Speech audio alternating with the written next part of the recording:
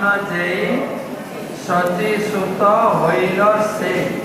যেই কৃষ্ণ সেই গৌরাঙ্গ মহাপ্রভু এখানে 24 বছর তিনি কাটিয়েছেন। এই বাঁ দিকে পুকুর দেখছেন, এটা হচ্ছে গৌরকুণ্ড। সচী মাতা এই পুকুর ব্যবহার করতেন নিমাইয়ের সেবার জন্য।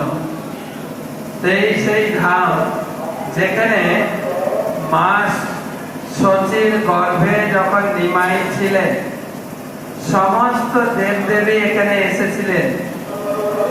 ইন্দ্র, চন্দ্র, ব্রহ্মা, শিব সচী মায়ের গর্ভকে বন্দনা করার জন্য।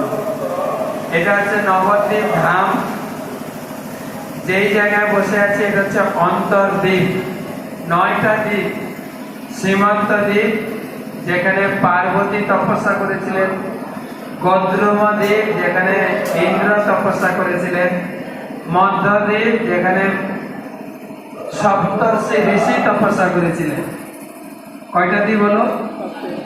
সীমান্ত দ্বীপ, মধ্যদ্বীপ আর না, সীমান্ত দ্বীপ, গদ্রুম দ্বীপ, মধ্যদ্বীপ, নবদ্বীপ শহর হচ্ছে কলদ্বীপ, তারপরে জন্মদ্বীপ, ঋতদ্বীপ, মদদ্রুপ দ্বীপ, রুদ্রদ্বীপ আর অন্তর্দ্বীপ।